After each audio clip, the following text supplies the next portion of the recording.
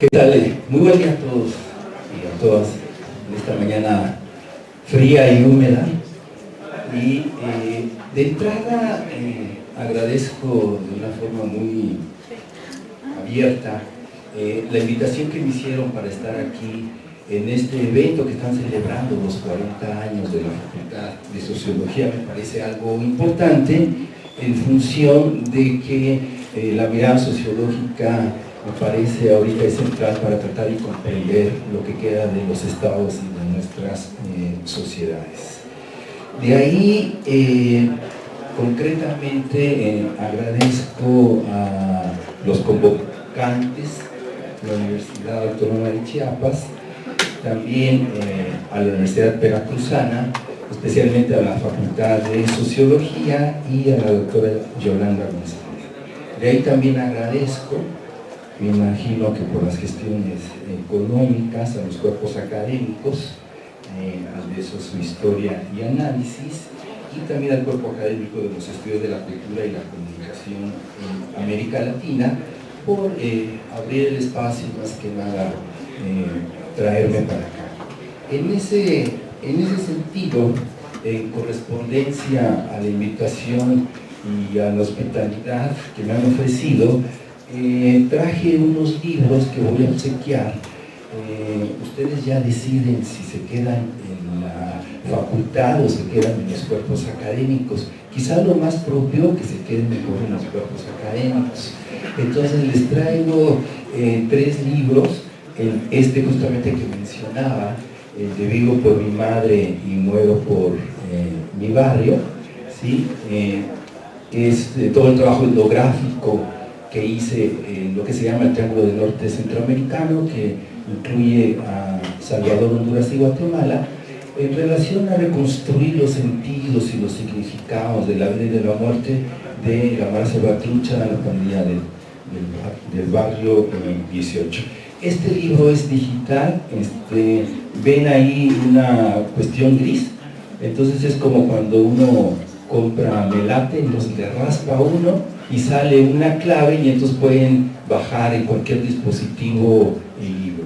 Y estos 2 libros que están acá, también les traigo, el de Juventudes Sitiadas, el tomo 1, y el de Juventudes Sitiadas, Resistencias Afectivas, el tomo 2. Entonces se los dejo y de entrada al cuerpo académico.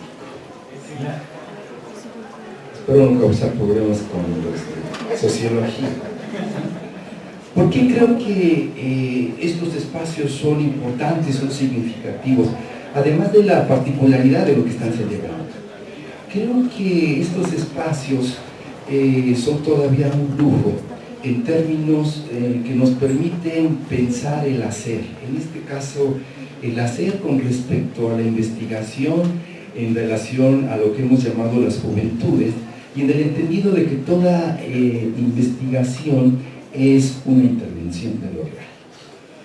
Y que estos espacios que nos facilitan pensar el hacer también es en función de distintos territorios de enunciación, o en otras palabras, desde distintos lugares disciplinares, básicamente teniendo como centralidad a las ciencias sociales, en el entendido de que lo que le pasa de tensiones y conflictos a cualquier disciplina, antropología o sociología, tiene que ver con los debates que estamos haciendo en las ciencias sociales y humanidades en función del tipo, la cualidad de conocimientos que construimos y los saberes que edificamos.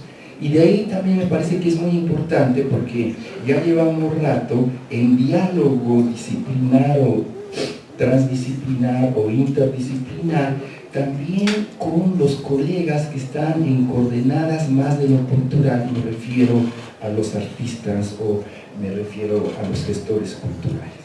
Hace rato que venimos, digamos, como acercándonos desde distintos, digamos, de preocupaciones en torno al sujeto o al actor que hace a las juventudes. En ese sentido, a partir de ahí, me parece que estos espacios, cuando estamos reflexionando como lo que vamos a reflexionar ahorita, nos posibilitan nombrar nos posibilitan decir, nos posibilitan referir en los registros de lo que está pasando en lo real o en los registros de lo que está pasando en las realidades sociales o en las realidades socioculturales. Y este decir, este nombrar, es a través de los conceptos, a través de los términos, a través de las palabras, incluso a través de las metáforas que construimos. Lakoff y Johnson, en sus trabajos de las metáforas de la vida cotidiana, justamente habla de que las metáforas son las formas en que pensamos la vida cotidiana y en ese sentido la vida social. Por ejemplo, cuando se fueron dando el asunto de la muerte de mujeres en el norte del país, en Juárez o en Juaritos, ¿sí? Los académicos se acercan y empiezan a trabajar el decir, la palabra, que empezaba a nombrar en ese momento esas situaciones de lo real, que era a través de feminaris en inglés. Viene los estudios feministas, Lagarde, y construye el concepto de feminicidio. Entonces, con este concepto podemos, en ese sentido, nombrar. O, últimamente, hay un concepto que estamos trabajando junto con José Manuel Valenzuela, que da cuenta de cómo a la condición juvenil la están matando o la están asesinando. Para nombrar eso de lo real, José Manuel Valenzuela construye un concepto apenas 2012 hacia acá que le denomina juvenicidio. A partir de ahí, por ejemplo, hay otros conceptos en relación al desbordamiento de las violencias en nuestro país, que entonces coloca situaciones que antes no veíamos y que entonces la academia a partir de ahí tiene que nombrar, decir, referir ese hecho de lo real y construye el término o el concepto de las desapariciones forzadas. De ahí entonces las metáforas que yo he construido a partir de las violencias, por ejemplo, son las violencias desbordadas, las violencias estalladas. Esto implica, en códigos más psicológicos, en códigos más lacanianos, que si se nombra, si se dice, entonces existe en lo real. Y a partir de ahí entonces se visibiliza. Entonces se visibiliza el feminicidio, se visibiliza el juvenicidio, se visibilizan las violencias. En términos lacanianos o psicológicos, esto implica que se signa, hay mecanismos de significación que ayudan a elaborar, ayudan a entender, ayudan a comprender, ayudan a simbolizar desde la mirada más lacaniana el dolor psíquico que causa la pérdida, la muerte de alguien, por ejemplo. Esto es dentro de la narrativa freudiana, o el dolor social que en algún momento trabajó Durkheim. De ahí entonces, este dolor psíquico, este dolor social, no solo tiene que ver con lo individual, sino que también tiene que ver con lo colectivo. Lo que causan las violencias, que yo lo he marcado, las violencias de muerte, lo que causan, por ejemplo, el dolor de los asesinatos, los últimos de los periodistas, los asesinatos de los jóvenes. Hace una semana y media asesinaron a un joven en la Universidad de Guadalajara, lo robaron en el campus para quitarle su celular, que yo creo estaba en abonos a pagar en Electra. O el joven, ¿no?, de fin de semana más o menos, que salió en los diarios de la Universidad Veracruzana, que en su lugar de trabajo fue asesinado por un lobo. O las desapariciones en ese sentido forzadas, las desapariciones forzadas que han causado en ese sentido dolor psíquico individual, pero a su vez también un dolor social colectivo. De ahí entonces el otro aspecto que estamos enfrentando en términos del dolor psíquico y dolor social es el asunto de las migraciones. Vean ustedes, por ejemplo, todos los últimos reportajes que están en la prensa, están en las redes sociales y están en la televisión con respecto al asunto del neofascista Trump, que acaba de cancelar este programa de los famosos dreamers, los soñadores, niños, ¿no?, que fueron llevados sin papeles a los Estados Unidos y haya una ley de Obama que los protegía en términos de tener derecho a la educación, tener licencia, pagar el seguro y tener acceso a él. Eso causa tristeza, causa nostalgia, causa, digámosle, esta fractura entre el imaginario del país de origen, que además la mayoría de ellos no conoce, que es México, y el país de llegada. De tal suerte que entonces, en ese sentido, me parece que una de las utilidades sociales de la academia en formato de investigación, que es una intervención, es justamente construir terminología, construir palabras, construir términos para nombrar y tratar de comprender las realidades sociales, en este caso, a las que enfrentan de una manera muy álgida las juventudes en México y en América Latina. La otra utilidad de la academia es en el sentido de que construimos cierto conocimiento y construimos cierto saber de lo real que tiene que contraponerse con los discursos y las narrativas hegemónicas, por ejemplo, de los medios o de las instituciones del Estado, cuando dicen del decir de las juventudes. Y cuando dicen, por ejemplo, que los jóvenes están acá en el centro de Jalapa con sus patinetas y entonces la narrativa construye que son malparidos o mal habidos, entonces la academia, a través de la evidencia empírica y de lo que sabemos, tenemos que construir un discurso lo sólido teóricamente, lo solvente etnográficamente, para poder desmontar esas narrativas o esos discursos hegemónicos que tienden a criminalizar prácticas sociales o expresiones culturales, en este caso de las juventudes. He ahí la utilidad social de la construcción de conocimiento y de saber. De ahí entonces lo que voy a hacer es un recorrido rapidísimo en términos de tres escenarios, tres coordenadas, uno que le llamé las juventudes situadas, el otro territorio que está ligado, que tiene que ver con las juventudes sitiadas, y el tercer territorio es la resistencia afectivas. Para esto, más desde mi beta de la antropología visual, he construido, a decir de la doctora y colega y amiga Maritza Urteaga, que tiene un camino, me toca la conferencia inicial, una foto etnográfica, ¿sí? Y ligado con uno de los colegas fotógrafos que hemos estado trabajando desde hace rato, una gran parte de ustedes conocen, que tiene que ver con Federico Gama. De hecho, uno de los carteles, una de las imágenes de los chicos punks, ¿sí? Federico Gama hace un trabajo que algo así le llama como Mazaguas Capucholo Punks, y entonces es una de las imágenes de su trabajo de campo. Entonces la fotoetnografía es la que ya están empezando a ver ustedes, es un discurso, es un relato, es una narrativa. Por lo tanto, si es un discurso y es un relato, se puede construir un sentido y un significado de la iconografía. Es decir, aquí podemos deshacernos de esa frase que la tenemos muy incorporada, de que una imagen dice 1000 palabras. No, a la imagen siempre le falta la palabra en términos de construcción de sentido y de significado.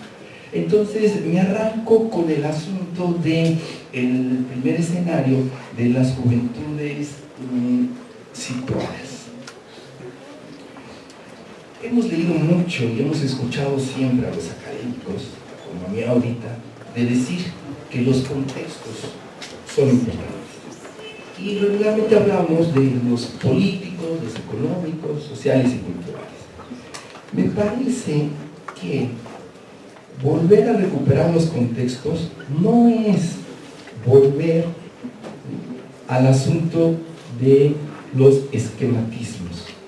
Volver a repensar los contextos no alude a los determinismos, por ejemplo, psicológicos. Si le falta el padre, pues va a ser Pacheco. O lentes seguro, Pacheco. Lentes oscuros, Pacheco seguro. Entonces, no son esos determinismos sociológicos de que entonces porque es pobre, entonces va a ser delincuente. Sino yo creo que hay que releer que los contextos son textos. Los contextos son textos de la realidad, que por lo tanto, si son textos, los podemos leer, y si los podemos leer, los podemos interpretar y los podemos comprender. Por lo tanto, la idea sería que habría que releer a los contextos como claves hermenéuticas, como claves interpretativas, como claves comprensivas para situar a los sujetos y actores, en este caso juveniles, en esos contextos que pueden dar, ¿sí?, pautas de una, digamos, de comprensión más de tipo Clifford Geertz, ¿no?, de una comprensión densa. En ese sentido, si esto es así, teóricamente, construyo una premisa. A mi entender, pensar a las juventudes en México y en América Latina pasa necesariamente por reflexionar a nuestros países o a nuestro país, en términos de juventudes situadas. De ahí entonces, reflexionar al país o a nuestros países tendría que también pasar necesariamente por pensar o reflexionar qué le está sucediendo a las juventudes en ese país, en ese contexto y en esa situación. No solo por su presencia demográfica, que es indiscutible en el caso mexicano, sino más que nada por su valor simbólico. Es decir, lo simbólico tiene que ver con lo que representa, lo que significa en nuestras sociedades contemporáneas. La presencia demográfica es innegable. CONAPO calcula que somos más de 100 millones de mexicanos. Y entonces hace un corte en donde dice, de 12 a 29 años de edad, le calcula que son 36.3 millones de jóvenes, un tercio de la población. Y ahí entonces en la Ciudad de México y la zona metropolitana se calcula que hay 2.300.000 de jóvenes. Entonces ahí está su presencia en ese sentido demográfico. Sin embargo, para mí lo más importante es el valor simbólico, en tanto que para mí lo que representan actualmente una parte de las juventudes es que creo que son los actores sociales más protagónicos que de la mejor manera están visibilizando el fracaso del modelo civilizatorio. Y a su vez también, ¿sí?, están marcando las tensiones y los conflictos cada vez más insostenibles del Estado y de sus gobiernos, o de lo que queda del Estado y lo que queda de los gobiernos, desde este imaginario de los gobiernos neoliberales, que no solamente es económico el proyecto, sino también es cultural. En ese tenor quizá podríamos construir una pregunta, o podrían hacerme una pregunta a partir de lo que estoy conversando. ¿Cuáles serían esos contextos, doctor, a partir de los cuales usted dice que se construye el juvenil? Tenemos dos vertientes, ¿sí? Una, que es lo que propone Maritza Urteaga, que mañana va a hablar de eso, espero que sí, que si no ya la comprometí, que tiene que ver con la construcción juvenil de la realidad. Es decir, cómo lo juvenil o las juventudes construyen sus realidades. Entonces ella propone varias categorías de análisis, simplemente las voy a marcar, me imagino que ya lo vamos a ver. El género, no es lo mismo ser, ¿sí?, hombre, mujer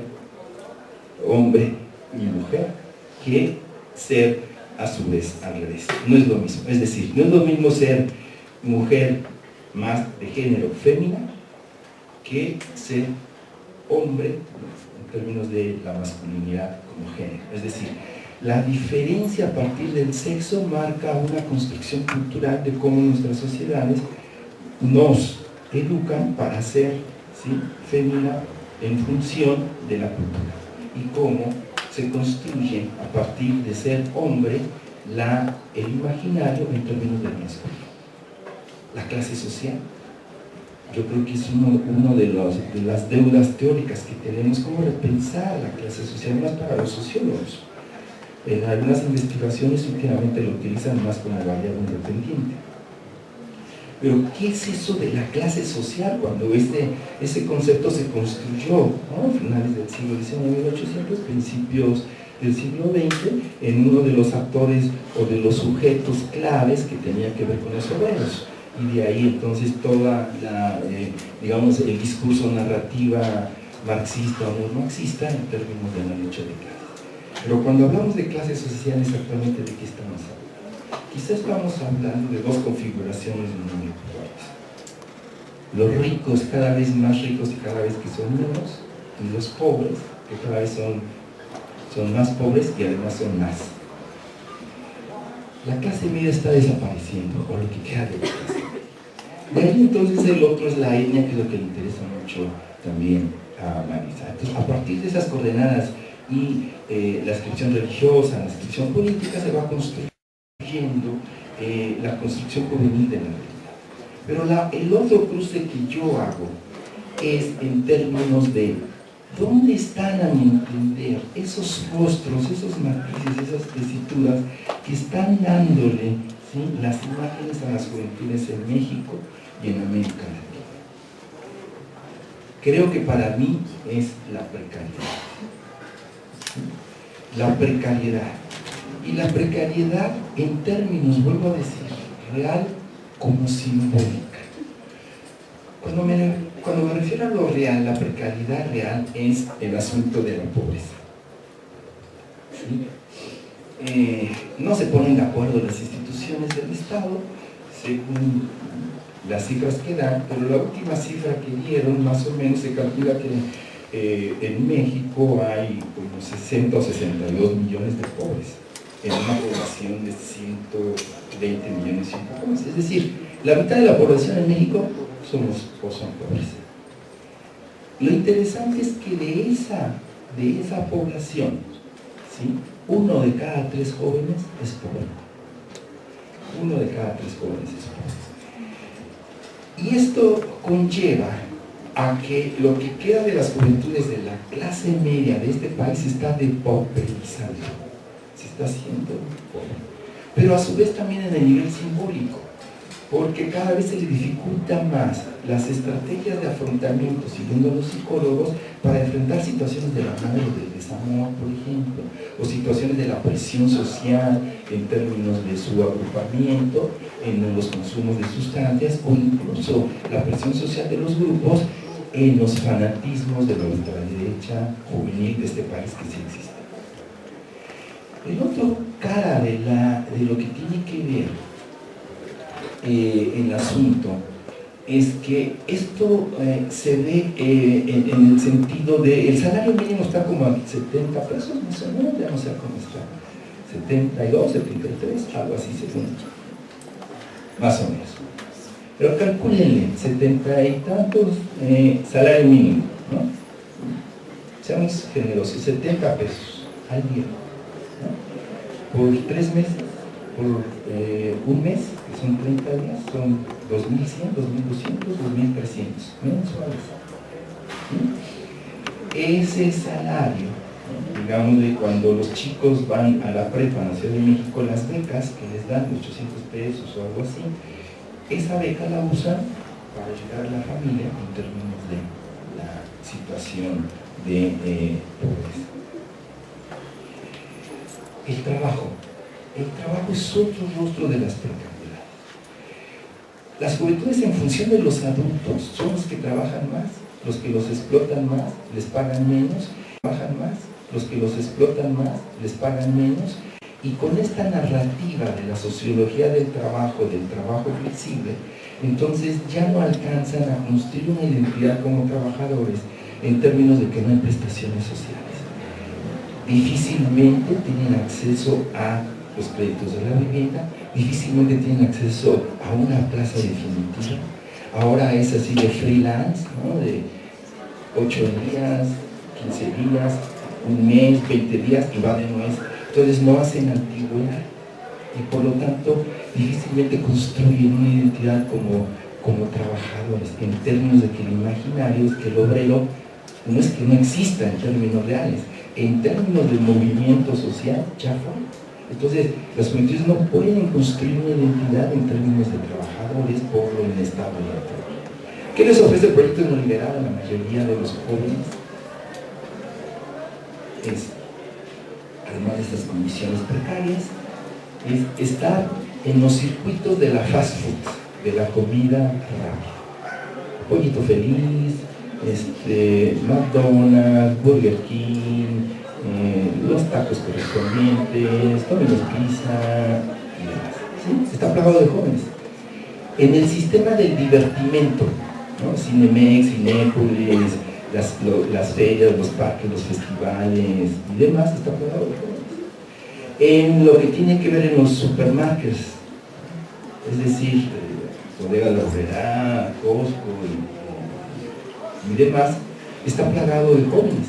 Y los jóvenes ya están disputando su precariedad con otro actor y sujeto que aparece en los centros comerciales, los viejillos. Ahora ya no les llamamos viejillos, ahora les llamamos adultos en plenitud. La otra vertiente de la precariedad tiene que ver con la escuela. Es decir, no solo que no alcanzan a matricularse, sino el asunto es que, por ejemplo, para la clase alta le cobra sentido la escuela porque se tienen que titular lo más rápido posible para después irse a trabajar a las empresas, ¿no?, de la familia, o irse a los Estados Unidos. Tiene un lugar, un prestigio social. No importa lo que aprenda, sino que tenga el grado de licencia. Para lo que queda de la clase media, regularmente ya no le está creando sentido, ya no le está creando significado, en términos de que los estudios que tenemos de los colegas del CRIM hablan en relación a, por ejemplo, que las juventudes, el nivel más alto de deserción es en la preparatoria, y cuando se les pregunta por qué, no es por cuestiones económicas, sino porque se aburre. No les crea sentido, no les crea significado. Y además no les garantiza una movilidad social. De ahí entonces, mi hipótesis es a partir de esta situación de precariedad, ¿sí?, es el asunto que una parte de las juventudes, en quiebre de sentido, ¿sí?, ya los modelos identificatorios que le ofrecía el Estado neoliberal ya no sirven para muchos de ellos, o para muchos de ustedes, ya no cobran sentido, ya no cobran significado. De ahí entonces, otro de los rostros claves de que marcan la condición juvenil son las violencias. Todas las violencias son sociales porque la violencia de Estado ha sido consustancial a las relaciones intersubjetivas entre las distintas épocas, ciudades y demás cuestiones. De ahí entonces, regularmente el discurso que criminaliza es en el imaginario de que las juventudes son violentas por ser jóvenes, como si fueran, ¿no?, juventudes violentas por naturaleza. No es así. La violencia, a partir de los estudios de los psicólogos sociales, ¿no?, de la cognición, la violencia no es algo que se hereda, que se trae en los genes. La violencia se aprende. ¿Y cómo se aprende? Observándola y padeciéndola. Entonces, alguien que observa y padece la violencia tiene muchas posibilidades sociales de reproducirla en sus posteriores vínculos de pareja, o cuando son papás, o cuando son mamás, o en sus relaciones laborales. De ahí entonces, el eje ya se invirtió. Los jóvenes padecen más la violencia actualmente que la que ejercen. En ese sentido, hay dos espacios que yo marco en términos de las violencias. Uno es el espacio privado. Y en el espacio privado tiene que ver la intimidad, la pareja, tiene que ver el noviazgo y tiene que ver la familia. Son los espacios privados donde más se violentan a los jóvenes. Familia. Según los datos que tenemos, 5 de 6 jóvenes observan la violencia en su casa. 3 de 4 la padecen. Entonces, el enemigo privado número 1 de nuestras juventudes es su casa. Y cuando se les pregunta a los jóvenes cuál es la instancia o la institución a la que más van a recurrir en situaciones difíciles, dicen su familia. Entonces, el valor simbólico de la familia es que tiene, y parece ser un último continente, algo que contiene desde la narrativa psicológica. El otro espacio es el público, el espacio público, que tiene que ver, ¿sí?, con la calle, la ciudad, el barrio, que tiene que ver con la escuela. Y los actores que más violentan en el espacio público, por ejemplo, la escuela es un espacio público, es la figura de los profesores. Menos ustedes, menos nosotros, todos los demás sí, menos nosotros. Y la otra figura son los cuerpos de seguridad del Estado. Entiéndase, aunque no le guste a los puristas, es el ejército, es en ese sentido policía federal, policía municipal, policía estatal y cuerpos de represión. ¿Por qué? Porque criminalizan prácticas sociales y expresiones culturales de las juventudes. Hay un concierto acá, que hay muchos conciertos por acá, y las juventudes son muy asiduas, ¿no? Cada vez se hacen más veganos y más naturistas, entonces prefieren echarse un carrujo de marihuana, que es más natural, ¿no?, que echarse, no sé, una línea de coca o una así. Esa práctica, que puede ser una cuestión de violentación administrativa, se criminaliza y se les trata como si ya se hubiera fugado otra vez el Chapo Guzmán, es decir, se criminaliza, lo detienen por la práctica. O el asunto de los grafiteros, que ha sido muy documentado, en términos de que los grafiteros, por ejemplo, en Guadalajara o en Tijuana, había un momento de la criminalización en términos de que se pagaban $60 por cada grafitero que agarraran, violando todos sus derechos. De tal suerte que de la criminalización estamos transitando al asunto del juvenicidio.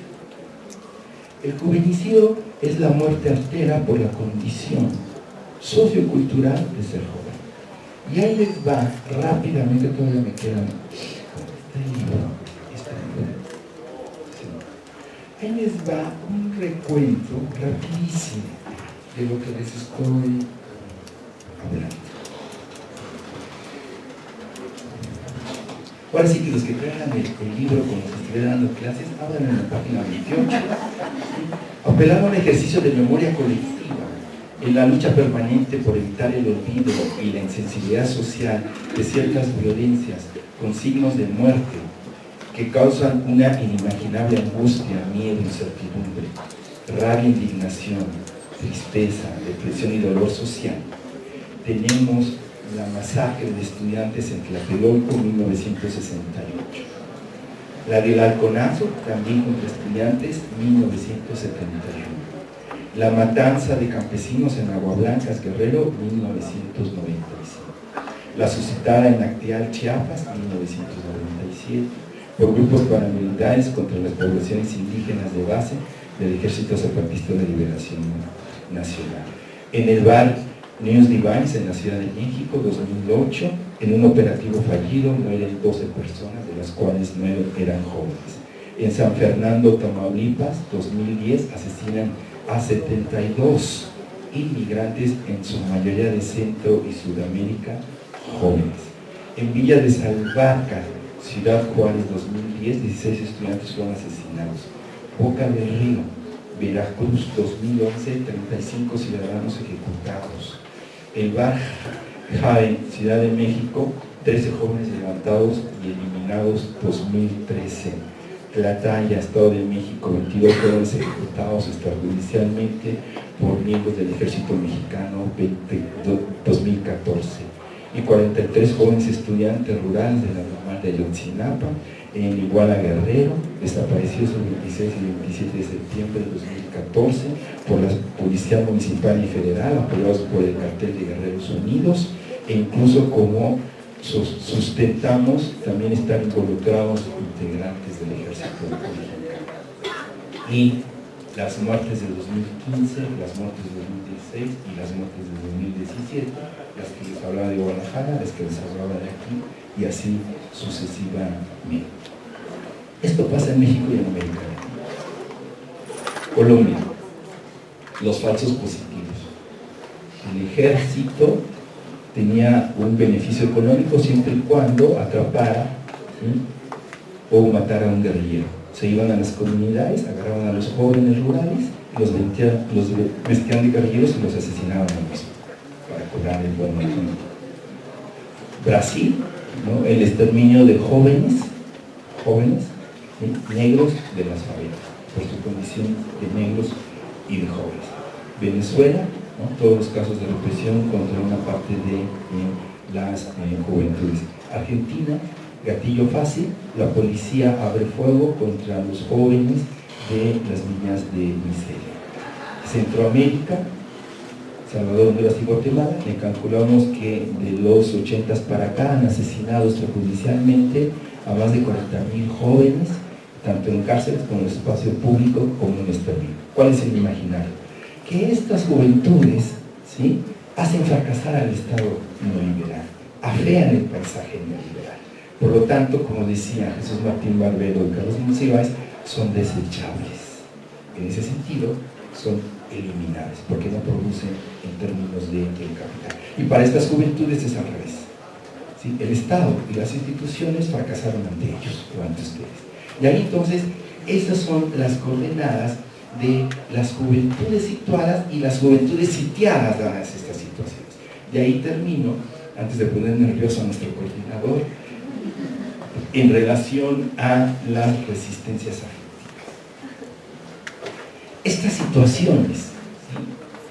Estas situaciones que venimos relatando y que tenemos evidencia empírica al respecto, construyen miedo, temor, ansiedad, incertidumbre, incerteza. Cuando yo envío a mis estudiantes a la conmemoración que ya se acerca del día que no se olvida, que es el 2 de octubre, los chicos van sin ninguna dificultad. Cuando los estoy enviando a las marchas a favor de Ayotzinapa, sus papás no los dejan ir porque tienen el imaginario que los van a ejecutar como los ejecutaron o los desaparecen. Ahí está el miedo. El miedo tiene un uso político. El uso político es que mire la acción y mire la participación.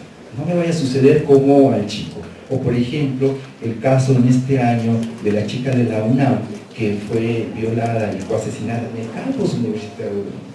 Las narrativas eran claras porque era usuaria de drogas, era afecta y además iba vestida de una forma muy sensual. Y entonces la narrativa era, claro, miren, ¿sí?, porque se viste así, que son las narrativas de la ultraderecha para justificar esta situación. De ahí entonces, ¿sí?, en esta coordenada, también una parte el miedo, el temor, la indignación, ayuda a la acción colectiva. Y esa es la parte de la resistencia afectiva, ayuda. 70s, ¿sí?, final de los 70s, inicio de los 80, una parte de América Latina, golpes, regímenes militares, Uruguay, Argentina, Chile, Guatemala, y la dictadura perfecta mexicana.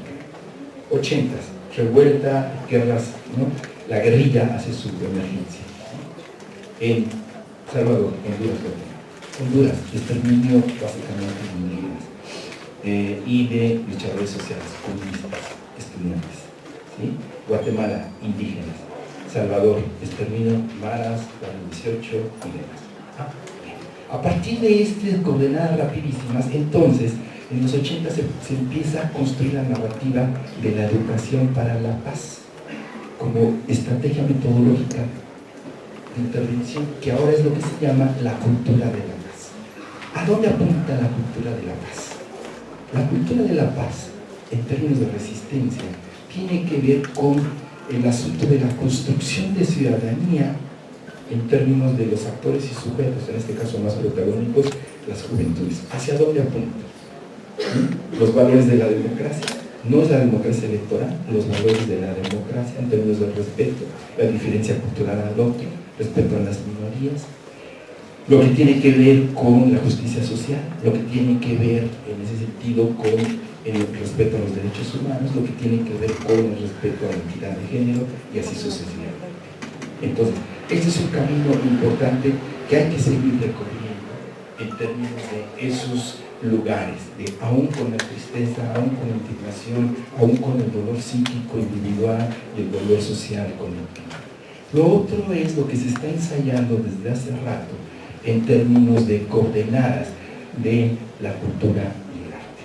Es decir, la política se vació de sentido y de significado, ¿sí? Esa política, ¿sí?, de los políticos, ¿no?, con todos sus escándalos de corrupción, ese capitalismo de cuates, ¿no?, de los grupos más beneficiados, ¿sí?, esa cuestión. Entonces ahora, para una parte de las juventudes ya no tienen la acción social de las viejas prácticas políticas de afiliarse a los partidos y la votación electoral. Lo político en las juventudes está en coordenadas de lo cultural. Ahí está lo político. Cuando grafitean, cuando hacen un performance, cuando marchan, ¿no? y apoyan a las chicas trans, cuando marchan y se visten para apoyar cuando su performatividad, ¿no? Su representación identitaria está en el espacio público, está en el espacio de la calle a través de coordenadas culturales. De ahí entonces, hay que decirlo, la cultura y el arte no resuelven las violencias.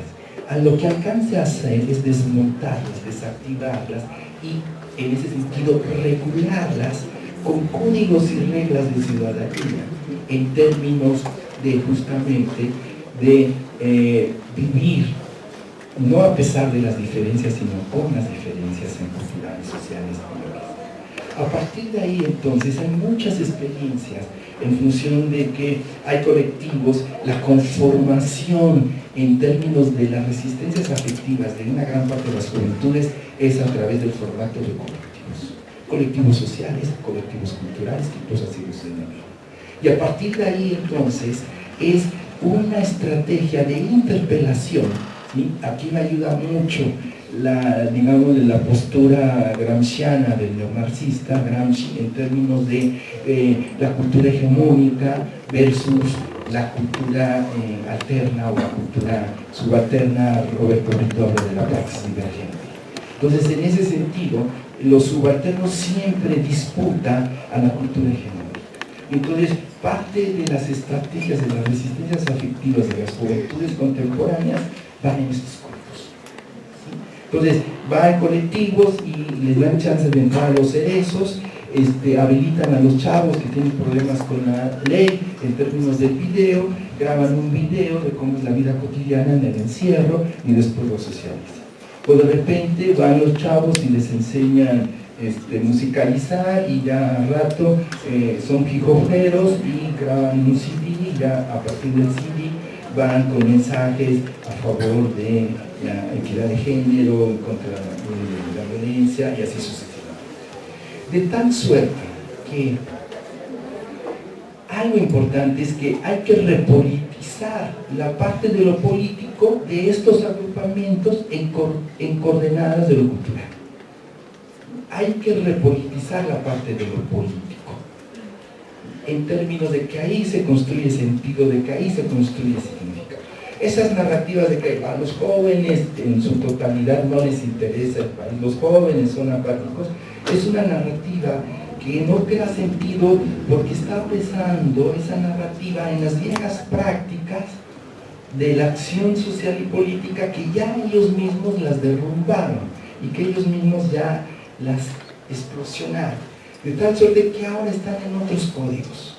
Hay una parte de juventud que sí les interesa, que sí están en estas coordenadas. Y lo otro, me parece, de ahí es justamente toda esta alusión de juventudes situadas, juventudes sitiadas y resistencias afectivas. Y uno de los espacios, y ahora sí con esto concluyo, uno de los espacios para mí más potentes, ¿no?, de lo que yo le llamo las resistencias afectivas es el territorio, es el lugar del cuerpo, de las corporalidades, como dice el Sáenz. Es decir, de lo poco que les queda a las juventudes,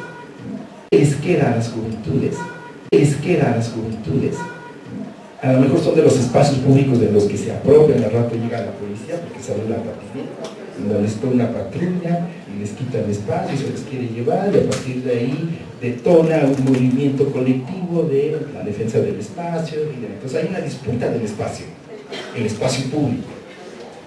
Una de las grandes demandas que ha escuchado América Latina y México son los espacios. No hay espacios. Y entonces los chavos disputan los espacios. Entonces, los patinadores es interesante, ¿no? ¿Por qué? Porque disputan el espacio de cómo circular la ciudad, pero se van afuera de los centros comerciales porque no tienen los inmobiliarios. Ya sé que ya hay un Sky por acá o algo así. ¿sí?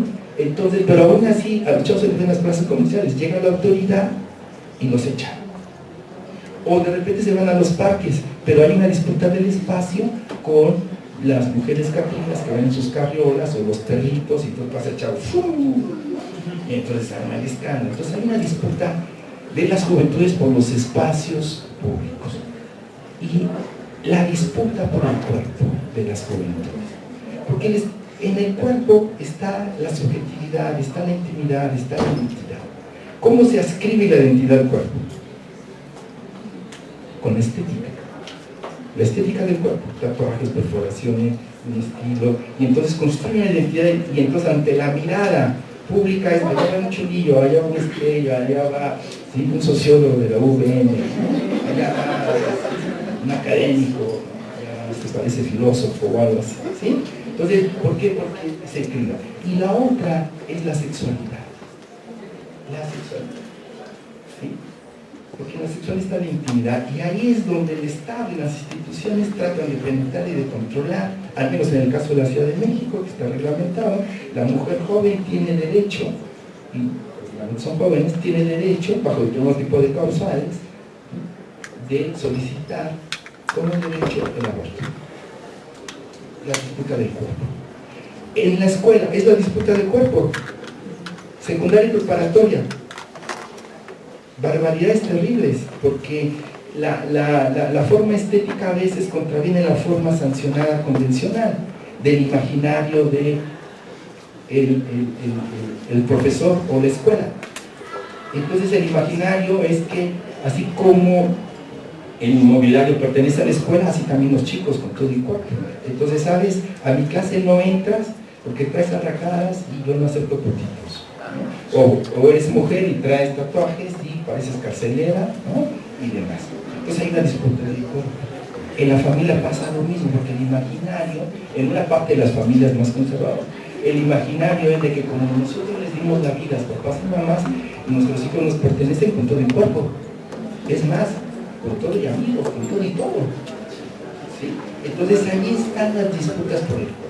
Las disputas por el cuerpo, Foucault lo trabajaba en términos del concepto de la biopolítica, el disciplinamiento del cuerpo, ¿sí? Entonces, pero hay otro concepto que se está trabajando a través de Venezuela, que es la biocultura, el cuerpo como resistencia cultural. Véanos las manifestaciones. El cuerpo es una galería de resistencia cultural ambulante. Cuando las manifestaciones en la Ciudad de México, atrásito vienen los escuadrones de limpieza para borrar todo cine. Los chavos que hacen, se quitan las playeras, se pintan los ojos. Y ahí van las cosas. Ahí nadie los toca. Entonces el cuerpo, ¿sí?, en términos de todas las tecnologías del yo que tenemos para modificarlo, es uno de los últimos espacios de resistencia cultural, de resistencia afectiva, protagonizada en su mayoría por las juventudes. Gracias por su atención.